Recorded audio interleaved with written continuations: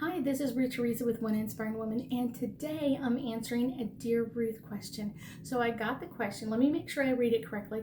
Can I tell the ghost or whatever's in my house bothering my animals to leave at night so my pets will not be interacting with them and waking me up? The answer is yes. You can set those boundaries with ghosts or angels in your house. I will tell you that angels are more likely not to be making any noise. Sometimes they can, but very, very seldom. Most of the time, it's the ghost. It's our family members that are kind of just letting us know that they're there. And usually, when that happens, it happens between like 2 and 4 o'clock in the morning or so.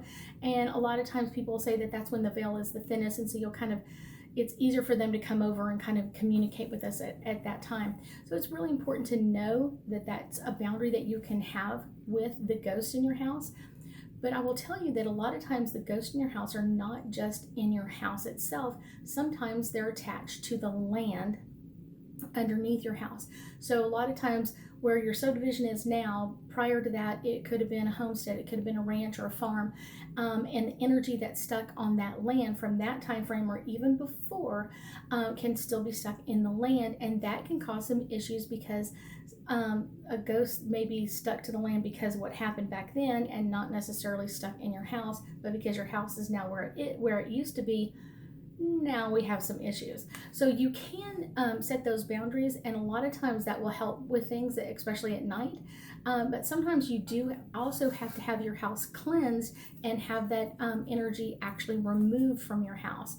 One of the things that also happens a lot is not necessarily ghosts making a lot of noise, but if the previous owners of the house had a lot of arguments, that energy will stay also, and that can also affect a lot of other people because everybody has arguments with their spouse, and hey, I said this, or we had a miscommunication, or something came up and something didn't go as well as we thought it would, and so while as we're working it out, maybe tempers get a little flared. Well, that energy stays in that area until you energetically clean it out as well. So that's something really important to know, that you should be cleansing any house that you're moving into, and then once you're in the home on a regular basis, you should have the home cleansed out.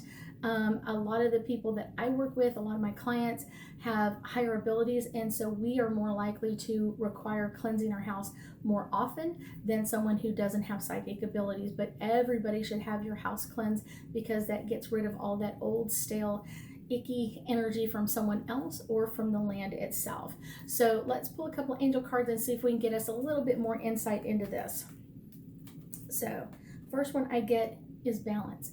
When we're having those kind of issues with ghosts in our house, we have to set the balance. We have to let them know what our boundaries are so we feel more in balance, or we feel like we're in charge.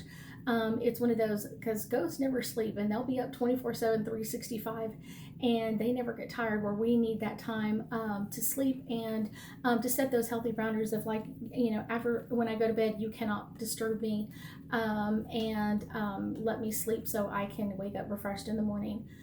Sometimes music at night, sometimes having a soft music like a Zen type music, or spa music, whatever you want to call it, playing quietly can kind of cover some of those sounds, and so that can help a little bit as well. You don't want anything too fast, you don't want anything that has like a really deep beat to it, because that can kind of energize you and energize the ghost as well, and we don't want to do that in the middle of the night. We want to make sure that everybody's calm, cool, and collected to take a nap for a while. Answered prayers.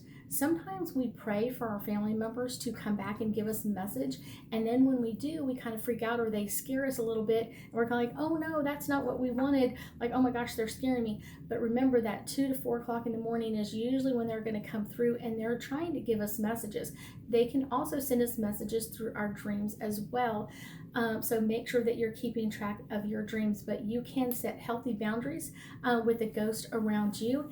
And if it doesn't work, make sure that you're scheduling someone to come out and cleanse your property, your home and land, to make sure that nothing is bothering you.